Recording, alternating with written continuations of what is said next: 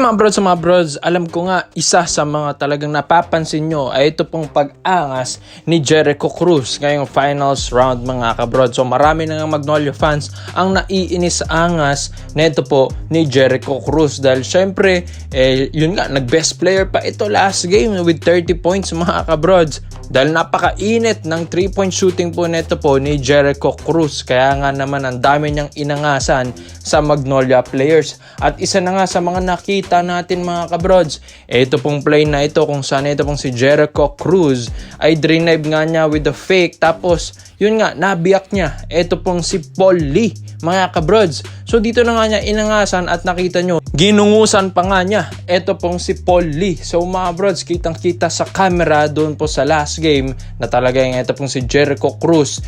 Syempre alam naman natin magaling siya na player, pero ito nga pong sa mga pag-angas nga niya ay sinabi rin ni Coach George Gallant ay hindi rin daw tama yung maging overconfident ka sa laro.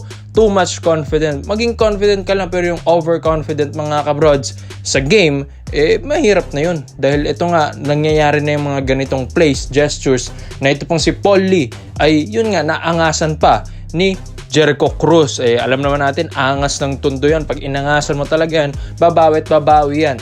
Kaya nga, ito pa rin mga abroads, ito pong si Calvin Abueva. And makikita nyo rin dito sa play na ito. And ito pong si Jericho Cruz beat the buzzer. At makikita nyo talagang tinititigan niya. Ito pong si The Beast, Calvin Abueva. Pero kung mapapansin nyo si The Beast, hindi na nga niya pinapatulan yung mga ganitong gestures ni Jericho Cruz. Kaya ang lumalabas ngayon, si Cruz naman ang nakakainis. Kaya nga mga bros, maraming naiinis dito kay Jericho Cruz dahil syempre napakaangas din talaga ng laro na ito. Hindi lang naman si SMB nag-aangas itong si Cruz nung TNT days pa. Ganyan naman na talaga ang laruan yan. Kaya nga ito pong si Calvin Abueva mga brods, isa nga ito sa mga talagang nakakaaway niya ngayong finals round. 'Di ba? Game 1, since game 1 to game 5 mga kabrods, sila talaga ang nag-aangasan dyan. Nabawas-bawasan lang yung kay The Beast dahil syempre na-fine pa nga ito dati ng 100,000 pesos dahil sa incident niya doon kay na Mo Tautuat sa kanyang asawa ni Mo.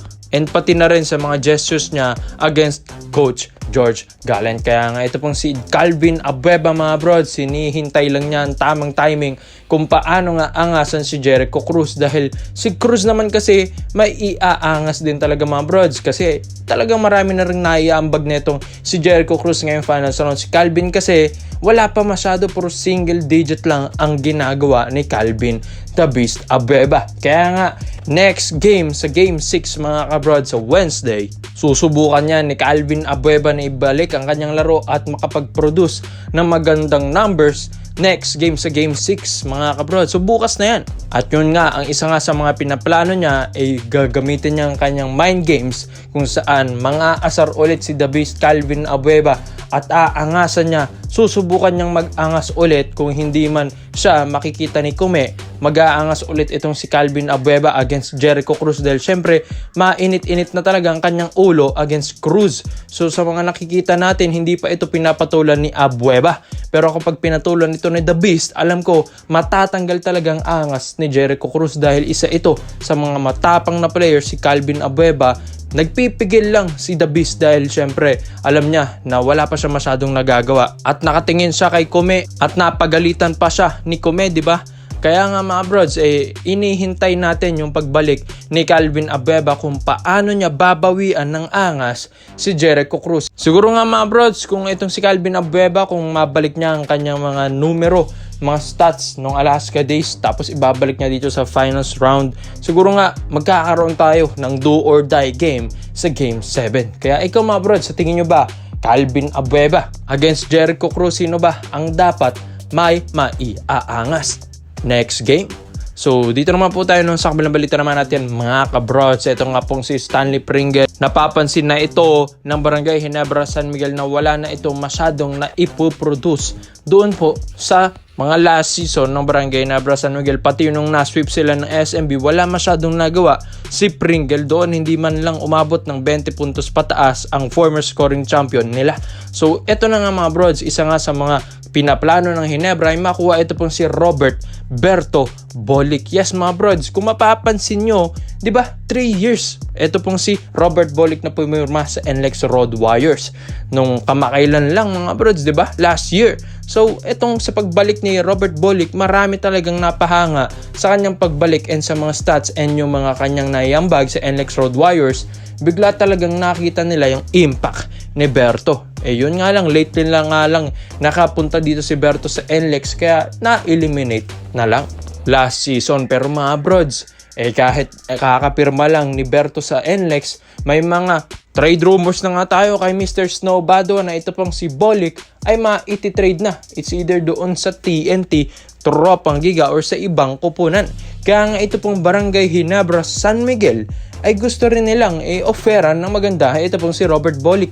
Nung narinig din kasi ng Ginebra na o-offeran ng TNT si Bolick, why not sumali sila doon sa negotiation? Alam naman natin na hindi naman siguro masama kung ang player ay mas gugustuhin niya doon sa mas magandang offer, di ba? Syempre, nasa team na yan kung gagandahan mo ng offer. So magpagandahan talaga ng offer dito para nga makuha nila si Bolick. So balik tayo kay Pringle. Isa nga si Stanley Pringle sa parang gagawing trade asset ng Barangay Ginebra San Miguel. Dahil nga sa onti na lang ang kanyang nayambag, baka nga si Pringle ang i-trade kay Robert Bolick. Kung itong si Pringle ay ganoon pa rin at walang improvement. Kaya nga ito pong si Robert Bolick, malaki ang may tutulong talaga nito sa Ginebra. Mas bata, mas malaking point guard, 6'2 or 6'3 point guard ito mga brods. Tapos pwede mo rin itong gawing shooting guard dahil maganda ang stroke at shooting ni Robert Bolick. Hindi naman ito kukunin sa Japan B-League nang wala lang, di ba mga kabrods? Kaya pagdating sa PBA, ay makikita nyo yung impact niya talaga sa laro. So one of the rising star or future superstar rin ito ng PBA. Ito pong si Robert Bolick, mga fearless drive, mga hustle neto, puso sa laro, gustong gusto talagang manalo every game. Makikita mo dito yung heart ng champion ng San Beda, former San Beda Red Lion player. Kaya nga ito pong Barangay Ginebra San Miguel, susubukan nilang lumusot sa negotiation kung itong si Robert Bolick, kung magugustuhan man niya ang negotiation dito sa Ginebra, dito siya mapupunta. Kaya nga ang ibibigay dito ng Ginebra ay isang magandang player rin naman kahit papano, ay ito pong si Stanley Pringle. Malay natin, mas magamit doon si Pringle dahil dito sa Ginebra, medyo loaded na ang guards. Tapos, doon naman sa NLEX, alam natin kakakuha lang nila kay Baser Amer. Kaya magkakaroon sila ng palitan ng minuto ni Robert Bolick. So, mawawalan ng minuto si Bolick if ever na ganyan. Kaya nga, mas okay na si Bolick ay mapunta sa isang team na mas kailangan siya. And etong si Stanley Pringle, syempre magiging backup na rin ito or malay natin maging future superstar na rin ito ng NLEX kung siya ay gamitin ulit mga kabrods. Dahil sa Ginebra, limitado lang si Pringle. So ito pong si Bolick mga brods, malaki ang maitutulong talaga na ito kung si Coach Tim kung talagang mag-aayos ng lineup next season mga kabrods. At yun pa, meron pa tayong FIBA Asia Cup Qualifiers 2024 to 2025. Malaki ang matututunan doon ni Coach Tim Cone mga kabrods. Kaya nga pagdating dito sa PBA sa All Filipino Cup, mas mahahasa siya at makakaroon siya ng magandang experience. Kaya nga si Bolick ay magiging maganda ito kung paparesan ito sa backcourt rotation ng Ginebra like Scottie Thompson. So ikaw mga brods, sa tingin nyo ba Robert Bolick babagay ba ito sa Barangay Ginebra San Miguel? Komento mo lang ang opinion mo dito mga brods at isa natin yan. Salamat po sa panonood mga brods. This is our data dahil let you know lang, I'm out.